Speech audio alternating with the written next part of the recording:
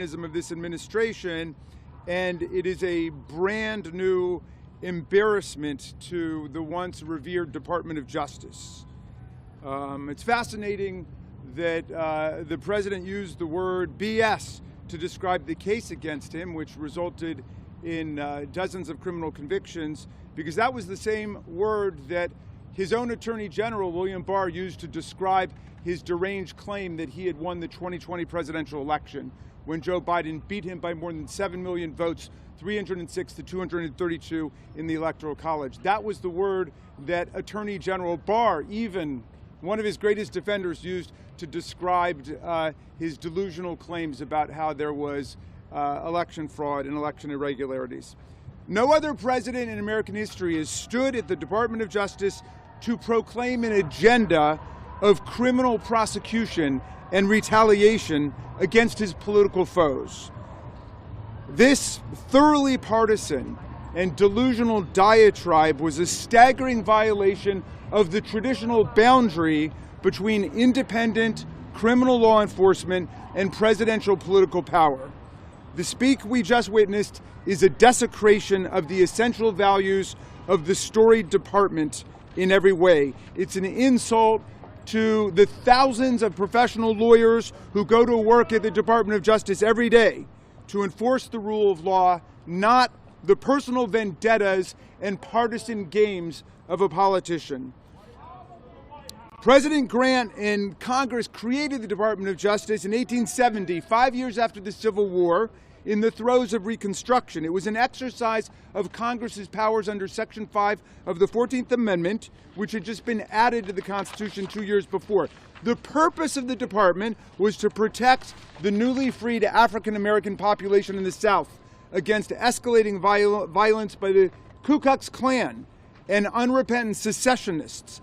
Congress wanted to protect the voting rights of the emancipated population against racial disenfranchisement schemes. Now, the Department of Justice, which first set out to defend the rule of law against white supremacy and vigilante violence, has become a department of injustice, cruelty, favoritism, and unfairness. One of Trump's first acts was to try to nullify the very first sentence of the 14th Amendment, which establishes that all persons born or naturalized in the United States and subject to the jurisdiction thereof is a citizen of the United States. And they tried to destroy that, leading to at least 4 federal courts invalidating this executive order: an Obama judge, a Biden judge, a Reagan judge, and even a Trump judge. And the Reagan judge said it was the easiest case he ever had to decide. You don't have to be a lawyer to know what's wrong with that executive order or any of the other ones. You just have to know how to read.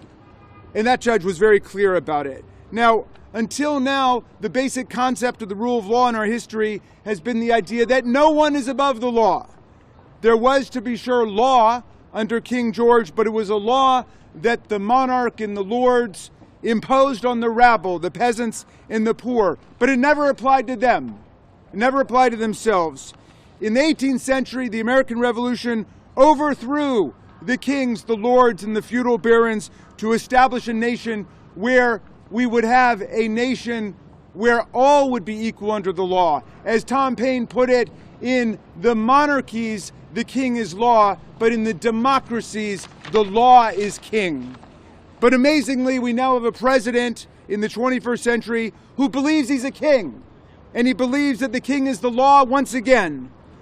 The first 7 weeks of this radical experiment in neo-monarchism has been a disaster for the rule of law and for the Constitution and for the First Amendment. There have been 120 federal cases filed against Donald Trump all over the country, and he has lost already in more than 40 courtrooms across the land where temporary restraining orders and preliminary injunctions have been issued against his lawless attack on the Constitution. This Department of Justice started out by empowering law enforcement. The original Department of Justice started out by empowering law enforcement against insurrectionists and extremists. This DOJ has started out by empowering insurrectionists and extremists against law enforcement.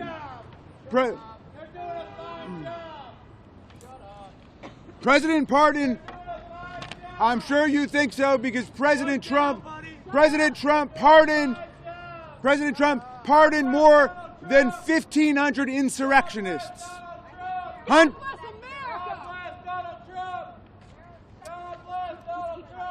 All right. President Trump pardoned more than 1,500 insurrectionists, hundreds of whom were extremists who violently assaulted our police officers with stun guns, chemical spray, batons, broken furniture, fire extinguishers, and Trump flags. This Department of Injustice has gone even further. And maybe he's got a pardon. That's why he's so excited today. I don't know. But this Department of Injustice has worked aggressively to get courts to dismiss unrelated criminal charges against pardoned January 6 convicts. There are people who were pardoned on January 6 who have had cocaine charges,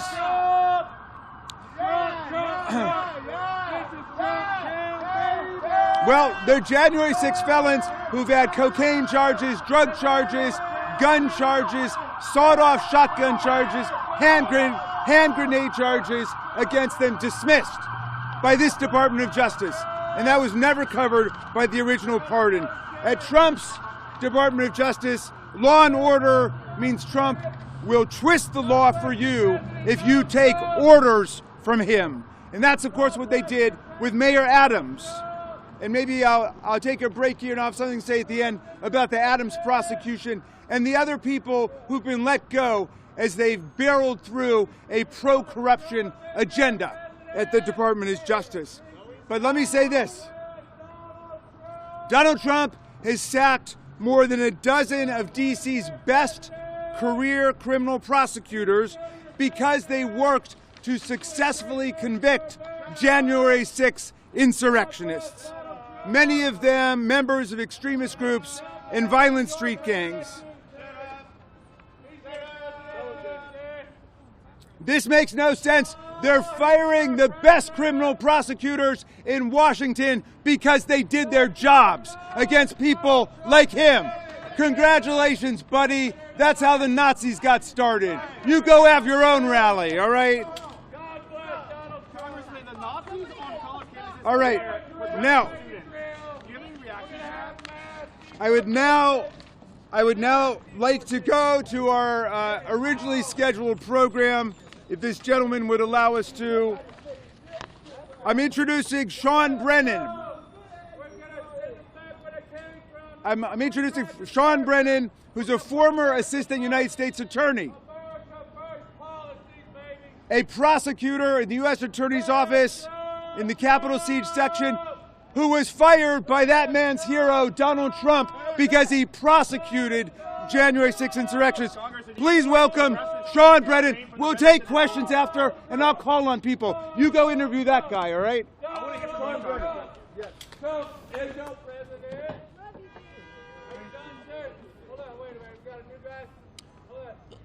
On January 31st, 2025, at about 5 p.m., I received a text message that hit me like a gut punch. I had just completed 3 weeks of training, intensive training alongside over a dozen of my colleagues, to begin working as a prosecutor, prosecuting local violent crime, and specifically in my case, domestic violence.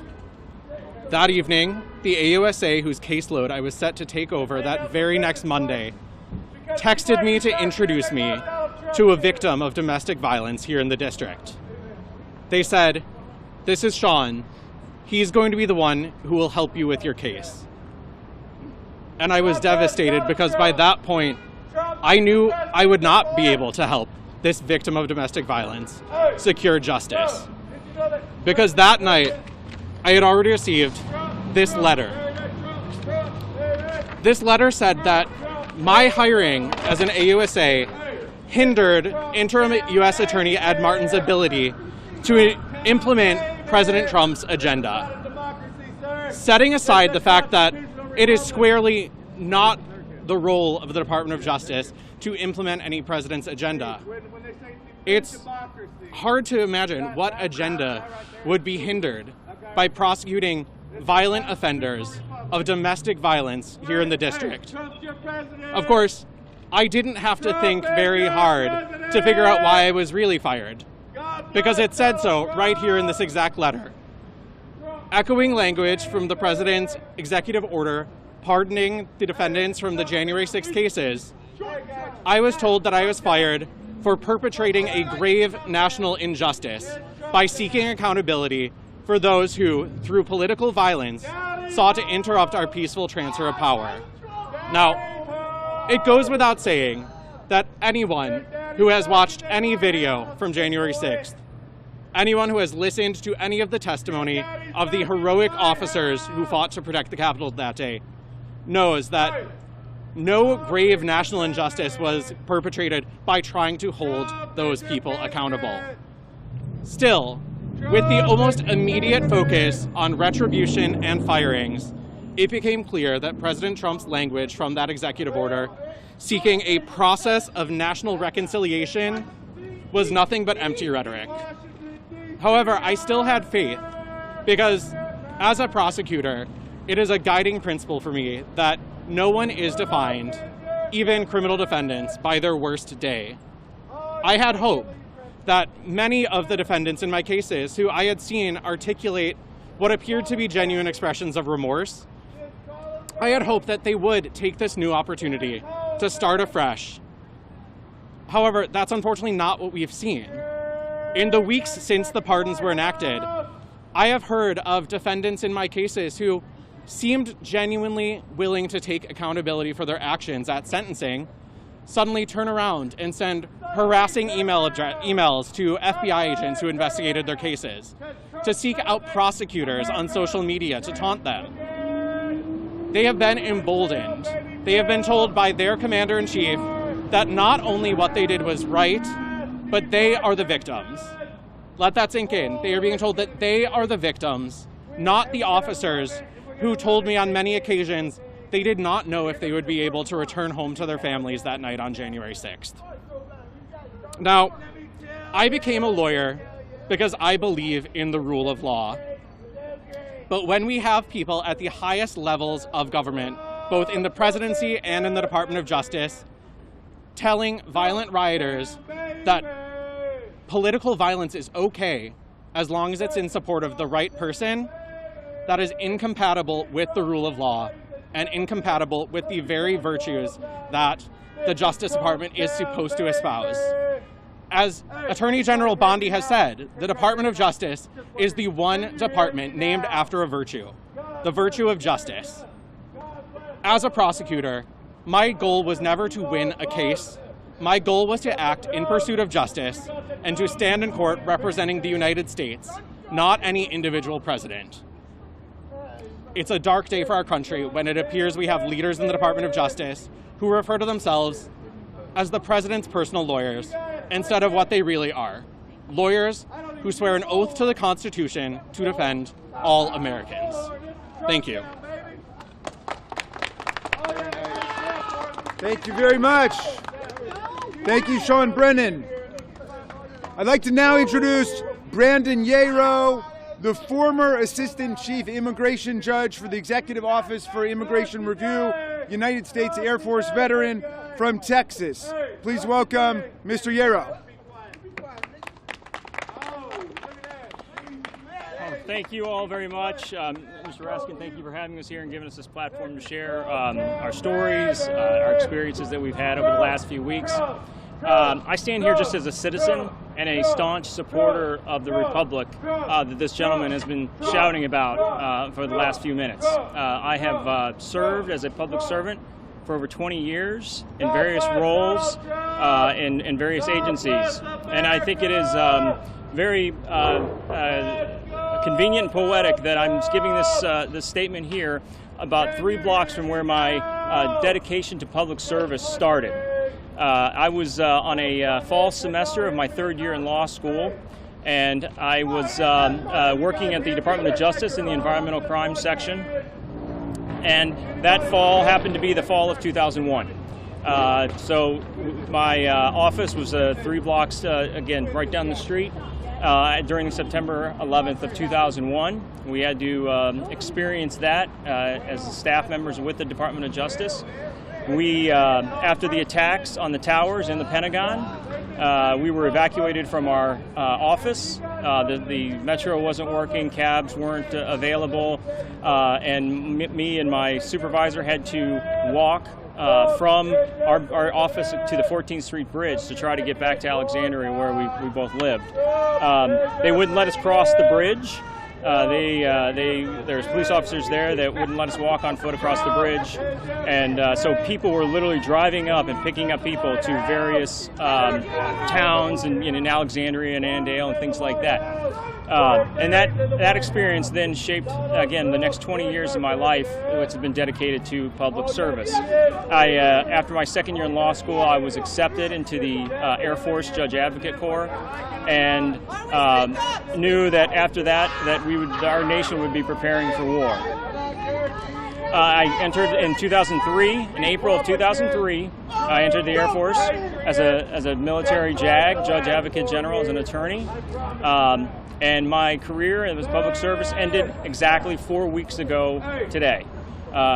With not only me, but 6 of my colleagues who were doing the same job that I was doing. But I was in the Air Force for 6.5 years. I held positions as a prosecutor, defense counsel, and senior trial counsel. After that, I joined the Department of Homeland Security and represented the government in removal hearings before the immigration courts. While I was with the Department of Homeland Security for those 6 years, I served 2 terms as a special assistant United States attorney in Las Vegas and in Dallas, Texas. While in Dallas, Texas, I worked on a very involved H-1B visa fraud. And I did various other immigration-related prosecutions in both of those 2 positions. I then had the opportunity to join the U.S. Attorney's Office back in the District of Nevada. I spent about 4 years in that role. I prosecuted a variety of violent federally charged felonies, and to include fentanyl death cases, as well as gun cases, organized crime, white-collar crime, immigration-related offenses.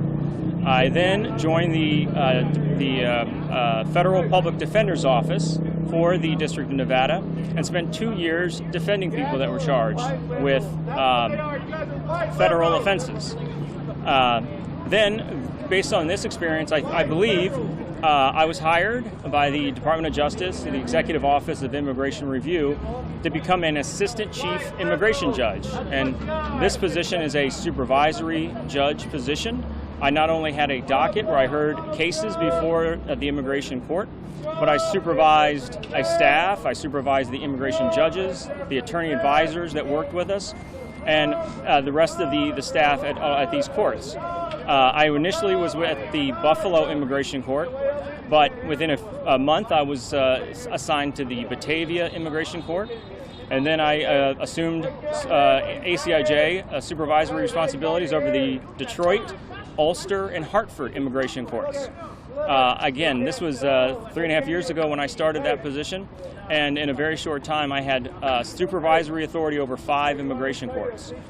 Most recently last year, I was asked to come down to the Houston, then Smith Street, now Houston Jefferson Street Immigration Court, and supervise the expansion and the move of half the court back into a new facility.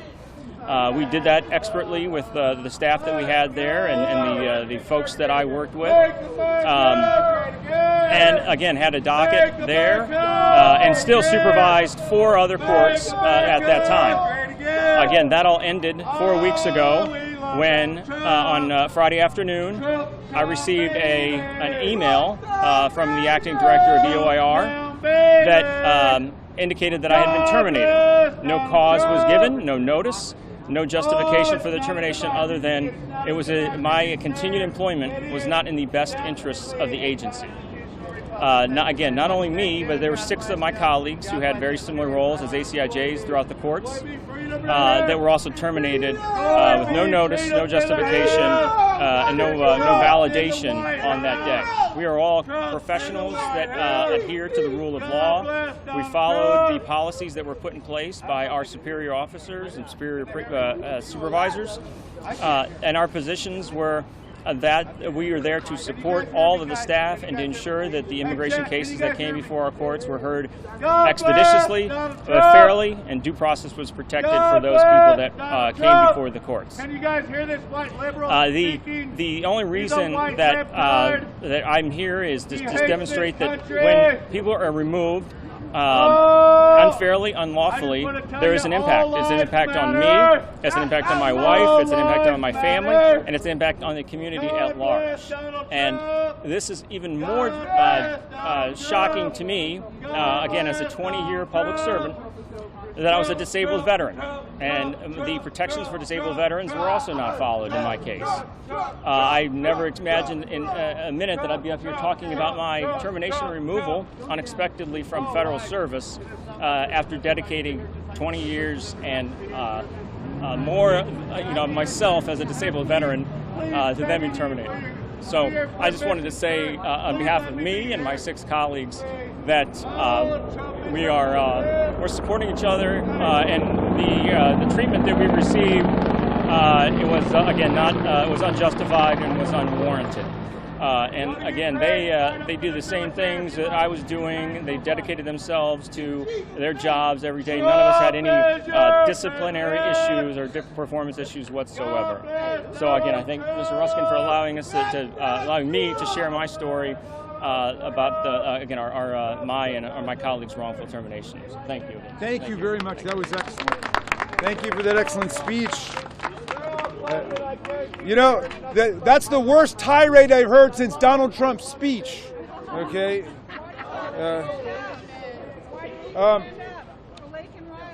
I'm liking.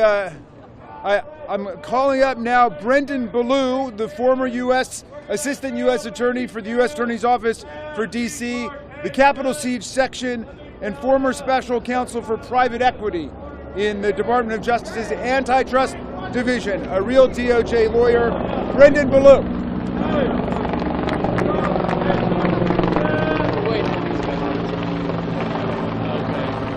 I'll try to, I speak kind of quietly, but I'll try to speak up for all of you. My name's Brendan Ballou. I, like Sean, was a former prosecutor in the Capitol Siege Section, prosecuting January 6 rioters.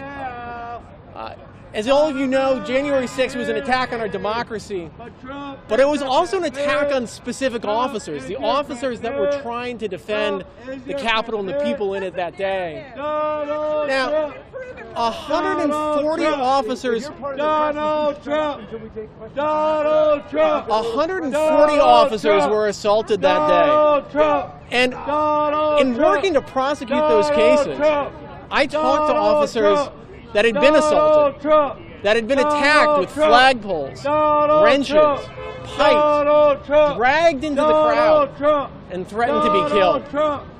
These rioters did all of these things, but they did more than that. Many of these rioters were violent before the attack on the Capitol. For instance, one rioter stabbed a 19-year-old to death in a public park. Another rioter, when he was in the military, shot a unarmed, handcuffed civilian in the head. These are 2 of the rioters that were pardoned by Donald Trump on January 20th. They are free now, and almost all of them can buy guns. Now, I think what's important to understand is that because of these mass pardons, America is facing a future of vigilante and militia violence in a way that it hasn't for generations. You know, this is something that happens in illiberal countries like Iran, Argentina, Colombia, and so forth at various times in their history, but it's something that we haven't had to deal with since the Ku Klux Klan.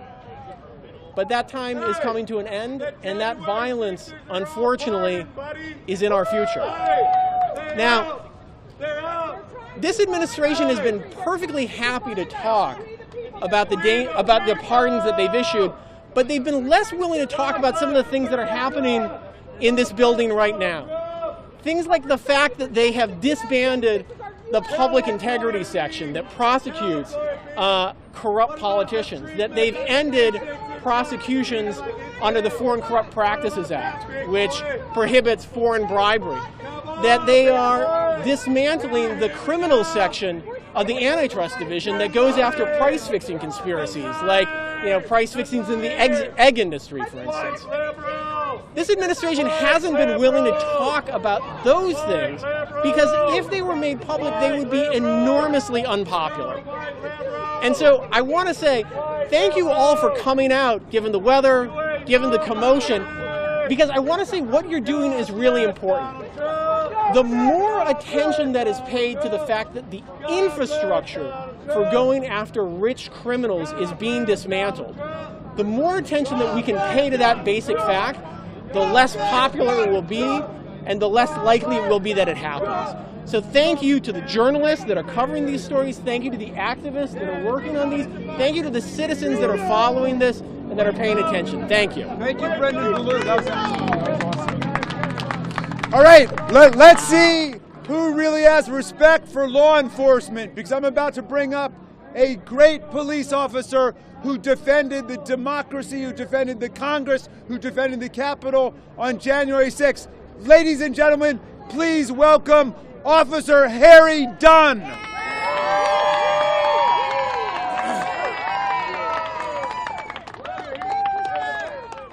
Wow, that's crazy, right? However, this is exactly the type of person that was at the Capitol on January 6th. That individual doing all the screaming, Donald Trump would call him a useful idiot. That guy's a useful idiot. And that's why Donald Trump pardoned all the people on January 6th. That's why he pardoned them, to have them on standby. That guy, yeah, he's a useful idiot. He's saying God bless Donald Trump. When is the last time he's been to church? Is this how God acts? Is this how God acts? Is God okay with what happened on January 6th?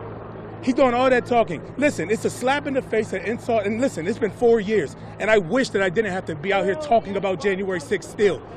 Why? Because Donald Trump has not let it go. Not only did he not let it go, he put on retainer a mob to do it again. What happened on January 6th, he pardoned everybody and let them know that it's okay. Now listen, I don't know what accountability looks like. I don't know what this fight is going to continue to look like, but we have to keep on showing up. We have to keep standing up. I'm so grateful to be standing with these fine gentlemen right here who refused, even after they were fired, wrongfully in many cases. Some resigned. You can't quit. You can't quit. That's my message right now. I don't know if it's going to be okay, but what's going to happen? Well, how do we? Sorry, I'm getting all flustered with this guy because I just want to go like. What we have to do is make sure we keep showing up. We only win by fighting and he wants us to stop right now. And if we go away right now, he wins. Absolutely not. He's a useful idiot, and that's why Donald Trump loves people like him. So thank you.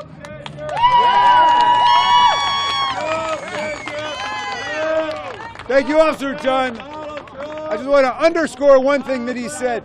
The new U.S. attorney that they appointed in Washington, D.C., sacked more than a dozen prosecutors just because they prosecuted January 6th insurrectionists. Then they asked for a roundup of all the FBI agents, thousands of FBI agents who worked on the most massive criminal case in American history. All right, do we have a couple of questions? And will you show some respect for the blue?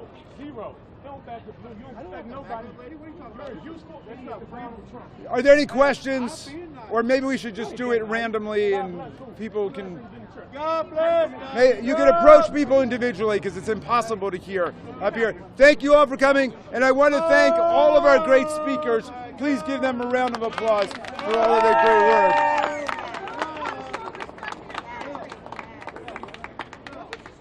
Yeah. Okay. Yes?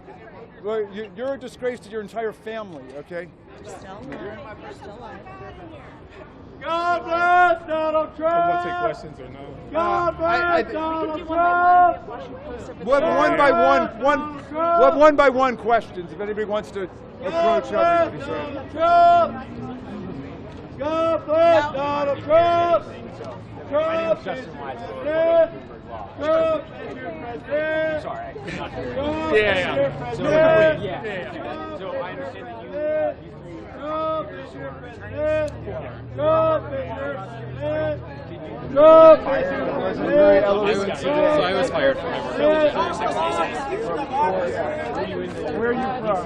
Trump is your president! So I was a member of the Capitol C inspection, but at the time of the firing, I had just completed 3 weeks of training and was about to take over a caseload of domestic violence cases here in the district. Sean, Brennan, B-R-E,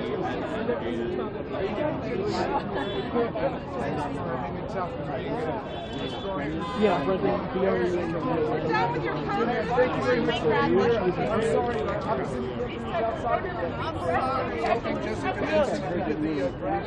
you know, my normal work is in the antitrust division. I was doing civil and criminal.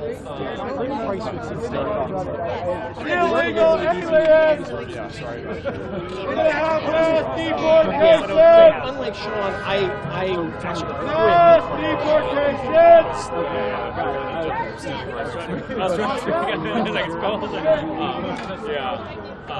Trump got a as I said, when it kind of came out of the blue, my jacket. You need to borrow a jacket. Because like, I'm from Chicago, this is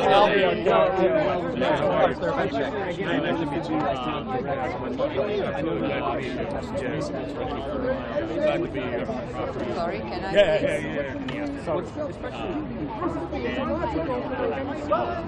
Yes, make that point.